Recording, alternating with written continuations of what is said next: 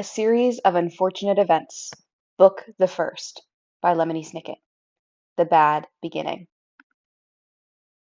Dedication to Beatrice, darling, dearest, dead. Chapter 1. If you are interested in stories with happy endings, you would be better off reading some other book. In this book, not only is there no happy ending, there is no happy beginning, and very few happy things in the middle. This is because not very many happy things happened in the lives of the three Baudelaire youngsters. Violet, Klaus, and Sunny Baudelaire were intelligent children, and they were charming and resourceful and had pleasant facial features, but they were extremely unlucky, and most everything that happened to them was rife with misfortune, misery, and despair. I'm sorry to tell you this, but this is how the story goes. Their misfortune began one day at Briny Beach. The three Baudelaire children lived with their parents in an enormous mansion at the heart of a dirty and busy city, and occasionally their parents gave them permission to take a rickety trolley. The word rickety, you probably know, here means unsteady or likely to collapse. Alone to the seashore, where they would spend the day as a sort of vacation, as long as they were home for dinner. This particular morning it was gray and cloudy, which didn't bother the Baudelaire youngsters one bit. When it was hot and sunny, Briny Beach was crowded with tourists, and it was impossible to find a good place to lay one's blanket. On gray and cloudy days, the Baudelaires had the beach to themselves to do what they liked. Violet Baudelaire, the eldest, liked to skip rocks. Like most 14-year-olds, she was right-handed, so the rocks skipped farther across the murky water when Violet used her right hand than when she used her left.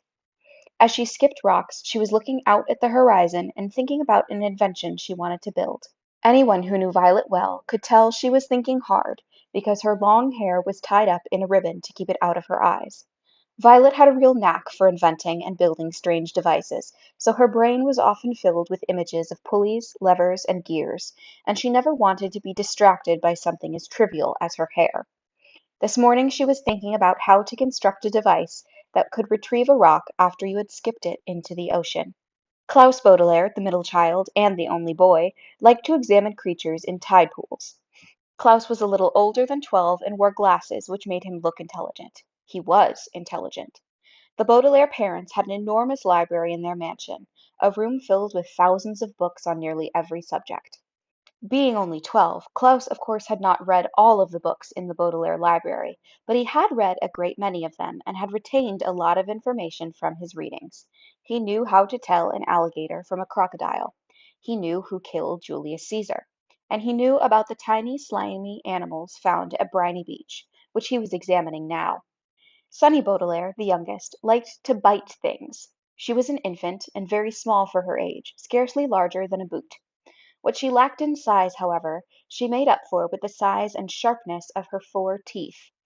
Sunny was at an age where one mostly speaks in a series of unintelligible shrieks, except when she used a few actual words in her vocabulary, like bottle, mommy, and bite.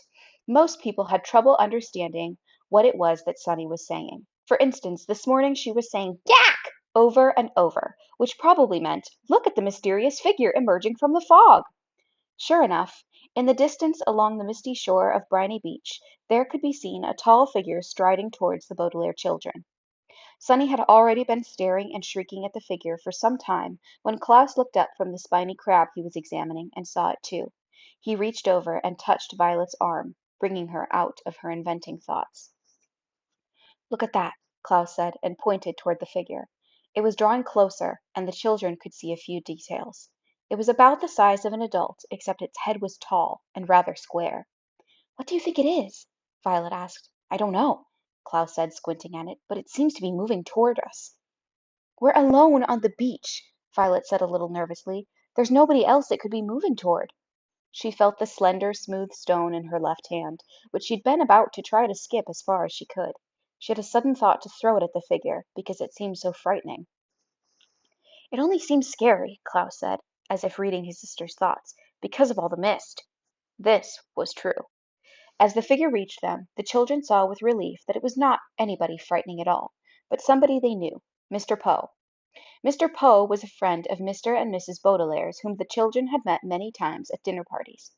One of the things Violet, Klaus, and Sunny really liked about their parents was that they didn't send their children away when they had company over, but allowed them to join the adults at the dinner table and participate in the conversation as long as they helped clear the table. The children remembered Mr. Poe because he always had a cold and was constantly excusing himself from the table to have a fit of coughing in the next room. Mr. Poe took off his top hat, which made his head look large and square in the fog, and stood for a moment, coughing loudly into a white handkerchief. Violet and Klaus moved forward to shake his hand and say, "How do you do?" "How do you do?" said Violet. "How do you do?" said Klaus. "Oh do yow!" said Sunny. "Fine, thank you," said Mr. Poe, but he looked very sad. For a few seconds nobody said anything, and the children wondered what Mr. Poe was doing there at Briny Beach, when he should have been back at the bank in the city where he worked. He was not dressed for the beach. "It's a nice day," Violet said finally, making conversation. Sunny made a noise that sounded like an angry bird, and Klaus picked her up and held her. "Yes, it is a nice day," Mr. Poe said absently, staring out at the empty beach. "I'm afraid I have some very bad news for you children." The three Baudelaire siblings looked at him. Violet, with some embarrassment, felt the stone in her left hand, and was glad she had not thrown it at Mr. Poe. "Your parents," Mr. Poe said, "have perished in a terrible fire." The children didn't say anything. "They perished," Mr. Poe said, "in a fire that destroyed the entire house. I'm very, very sorry to tell you this, my dears." Violet took her eyes off Mr. Poe and stared out at the ocean.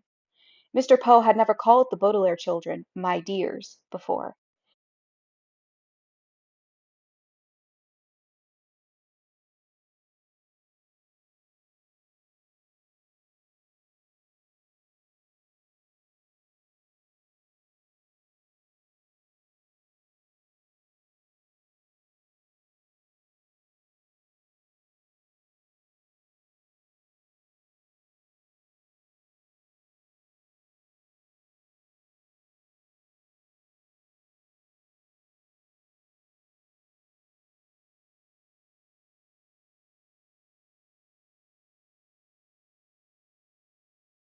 She understood the words he was saying, but thought he must be joking, playing a terrible joke on her and her brother and sister. "Perished," Mr. Poe said, "means killed." "We know what the word perish means," Klaus said crossly. He did know what the word perish meant, but he was still having trouble understanding exactly what it was that Mr. Poe had said. It seemed to him that Mr. Poe must have somehow misspoken. "The fire department arrived, of course," Mr. Poe said, "but they were too late. The entire house was engulfed in fire. It burned to the ground." Klaus pictured all the books in the library going up in flames. Now he'd never read them all. Mr. Poe coughed several times into his handkerchief before continuing. "I was sent here to retrieve you, and to take you to my home where you'll stay for some time while we figure things out. I'm the executor of your parents' estate. That means I will be handling their enormous fortune and figuring out where you children will go. When Violet comes of age, the fortune will be yours, but the bank will take charge of it until you are old enough." Although he had said he was the executor, Violet felt like Mr. Poe was the executioner. He had simply walked down the beach to them and changed their lives forever. "Come with me," Mr. Poe said, and held out his hand. In order to take it, Violet had to drop the stone she was holding. Klaus took Violet's other hand, and Sunny took Klaus's hand, and in that manner the three Baudelaire children, the Baudelaire orphans now, were led away from the beach and from their previous lives.